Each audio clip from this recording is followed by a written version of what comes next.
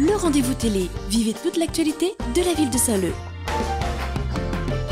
Bonjour à tous, merci de m'accueillir chez vous. Mercredi, 19h30 sur Télé Créole, c'est l'heure du rendez-vous télé. Voici le sommaire de votre émission. De la poésie en musique, c'est le pari de Céline Huette. L'auteur n'a pas hésité à emmener sa fille avec elle pour faire découvrir la poésie aux petits Saint-Leusiens. Nous irons ensuite dans le quartier de Notre-Dame-des-Champs à la Chaloupe Saint-Leu. Là-bas, 2 fois par semaine, les femmes du quartier se retrouvent pour discuter. Enfin, Saint-Leu est bien connu pour son sel. D'ailleurs, le portrait de la semaine est réservé à un saunier. Frédéric Morza a découvert ce métier il y a 5 ans. Aujourd'hui, c'est une véritable passion. Sans plus tarder, direction la bibliothèque municipale de Piton-Saint-Leu. Vous le savez, tous les mercredis, les enfants ont le droit à des activités. La semaine dernière, c'est l'auteur Céline Huette qui est venue partager sa passion pour l'écriture avec les enfants du quartier. Mais pour être sûre de se faire entendre, elle est venue avec sa fille et une guitare. Je vous laisse découvrir. Quand nous étions petits, Cap il monte sur nous le soir quand maman était à mise pour arriver. Mais rappelle puis quel endroit elle était travail, mais mon noir, t'es vraiment dire attends à elle donne fait noir. Les souvenirs de Céline Huette n'ont pas de prix aujourd'hui. C'est avec sa fille qu'elle vient les conter au marmaille de Piton-Saint-Leu. Des petits privilégiés puisque l'auteur fait rarement ce genre d'exercice. Alors quand on lui annonce qu'elle aura pour public des enfants, elle pense à une chose. On me dit peut-être navaguer sommeil. De m'a dit à ma fille viens chanter un peu puisque c'est mes textes. Donc voilà, elle y aide à moi un peu en fin de compte à faire connaître mes textes, mes mots. Sinon, personne n'y connaîtrait pas. Parce qu'il faut ouvrir le livre. Donne Banda l'envie ouvre un livre. Sur ce point, mère et fille sont d'accord. La poésie en français ou en créole, ça n'attire pas toujours les petits lecteurs. Mais ici, la musique change la donne. Ah, ou même mon soleil, ou même mon lémé, ou même mon véné, ou même mon étoile.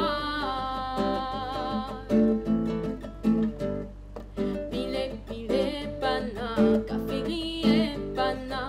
Pile, pana, café grillé. Il fait mieux connaître à lui parce que être écrivain n'est pas évident. Et donc, à travers la musique, c'est dit ça pas lié à la poésie, il peut voir que ça, les gens y écrivent ici. Le public, une trentaine de personnes, des enfants des quartiers de Piton-Saint-Leu et des Colimaçons, mais aussi de l'association Initiative Quartier qui a des locaux près de la bibliothèque. Eux nous l'ont promis, ils vont continuer à découvrir l'univers de Céline Huette dans ses livres cette fois-ci. J'ai bien aimé les chansons, les poèmes, j'ai bien aimé tout. C'était très bien.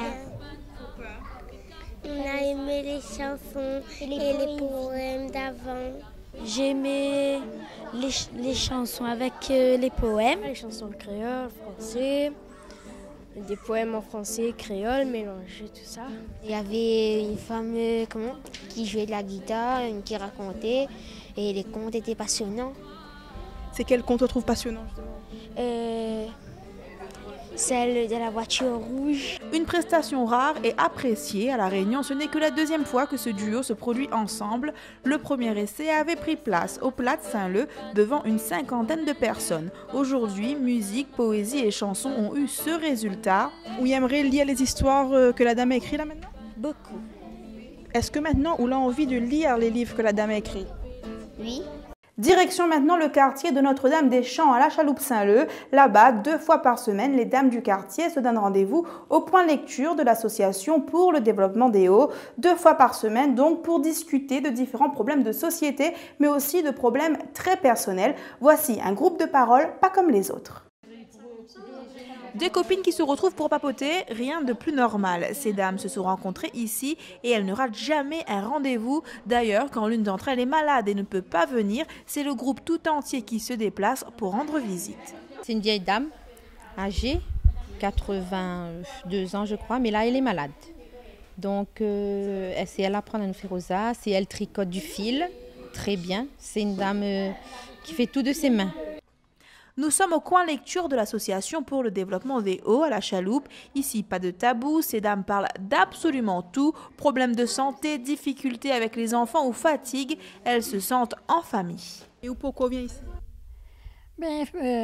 Pour être en famille, je veux dire, comme ça, en famille, entre amis. Et puis pour avoir un peu de liberté, quoi. Pour nous poser, pour nous faire ensemble comme ça, ça fait plaisir. Ça fait plaisir de voir un peu de monde alors. Ah oui, ça fait plaisir. Parce qu'en bas à la maison, moi, tout seul. Oui, c'est un groupe de parole.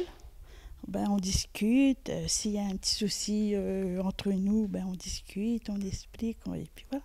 Échange plus nos connaissances aussi.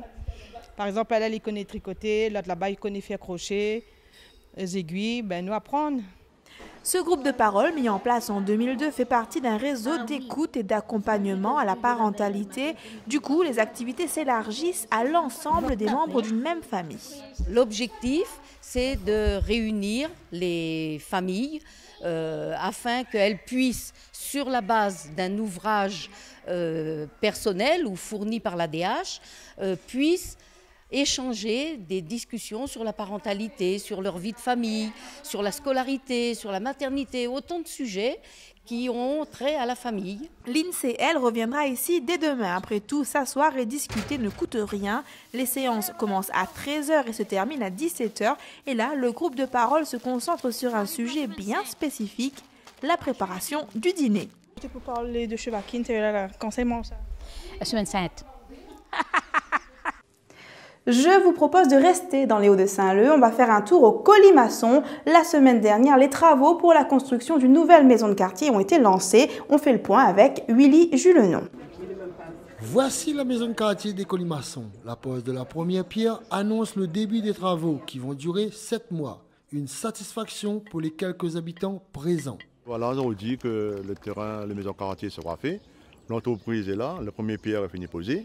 Mais je souhaite que la maison quartier va rouvrir sa porte, rouvrir la porte même, pour bonne marmaille est là, pour bonne gramoun.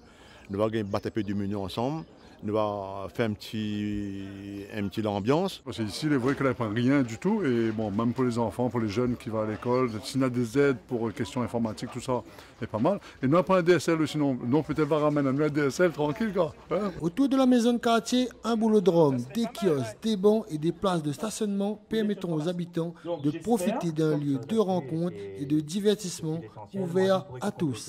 La maison de quartier, en fait, est équipée d'une salle de 100 mètres carrés pour faire une salle polyvalente. Donc cette salle pourra accueillir des mariages, des petits mariages, des petits baptêmes, ainsi que tous les vêtements sportifs ou culturels accessibles aux handicapés, donc avec rampe et sanitaires handicapés.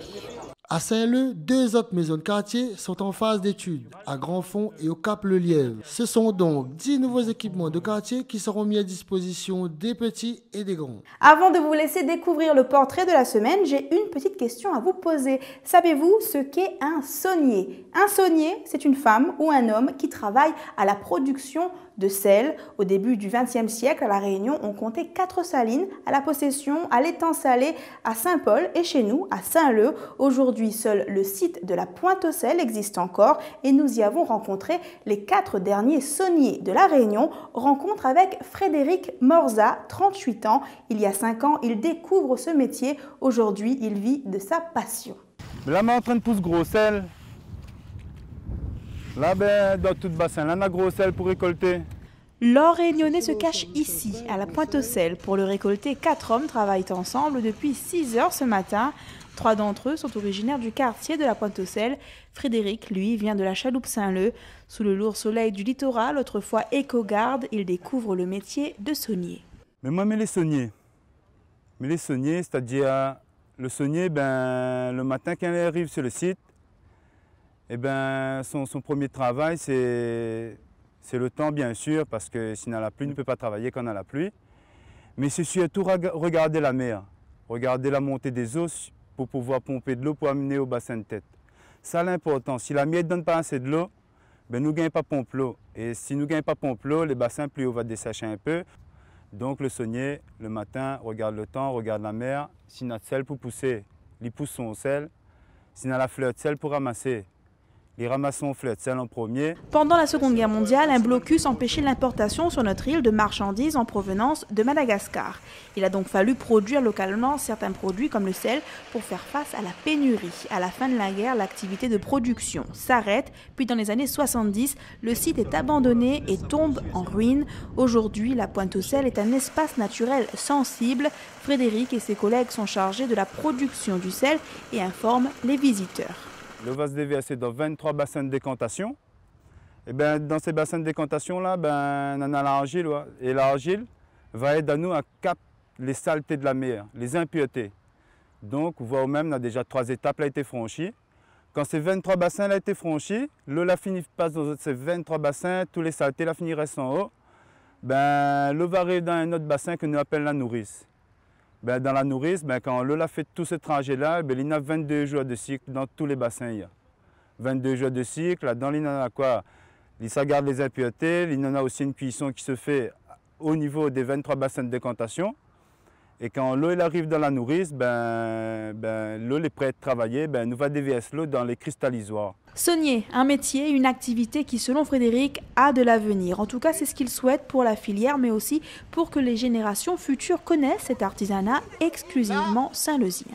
Comment y appelle le monsieur qui travaille dans le sel? On espère par la suite que le sel va regagner le marché et ne récoltera pas le sel, ne stockera pas le sel comme ça, rien que pour le plaisir des touristes ou bien des bonnes créoles nous-mêmes, mais au moins mettre le sel sur le marché pour créoles même, parce que les autres même ils demandent quand ils viennent ici. Au début du XXe siècle, l'île de la Réunion comptait 3 autres salines, à la Possession, à Grand-Fond-Saint-Paul et à l'Étang Salé. Aujourd'hui, seul le site de la Pointe-aux-Sel a survécu au poids des années. La Réunion ne compte plus que 4 sauniers. Une fois encore, ces artisans sont chez nous, à Saint-Leu. Vous cherchez peut-être une activité à faire sur l'ensemble du territoire saint-leusien. Dans ce cas, n'hésitez pas à jeter un œil à ce petit livret. Ça bouge dans les quartiers. Ici, vous allez trouver toutes les informations sur les horaires d'activité dans les différentes maisons de quartier. Pour le reste, je vous laisse découvrir l'agenda de la semaine.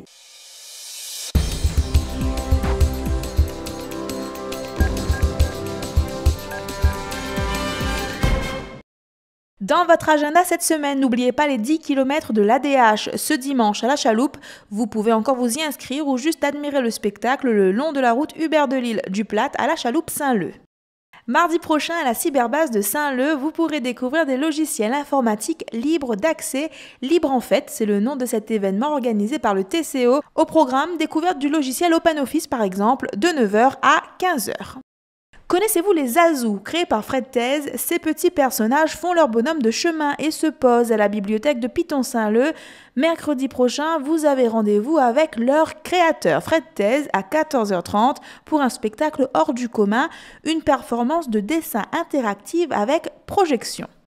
Mercredi prochain toujours, cette fois-ci au Foirail à Piton-Saint-Leu, vous êtes invité à venir vous renseigner sur le plan local d'urbanisme, un plan qui a un impact sur les déclassements de terrain. Pour vous informer, seront réunis des représentants des différentes collectivités locales et de l'État. Ça se passe au Foirail à 16h. Voilà, le rendez-vous télé touche déjà à sa fin. Merci de nous accueillir chez vous tous les mercredis à 19h30. En attendant la semaine prochaine, je vous donne rendez-vous dès demain sur le terrain. À bientôt. La ville de Saint-Leu vous a présenté le rendez-vous télé. Rediffusion le samedi à 18h10 et le mardi à 13h15.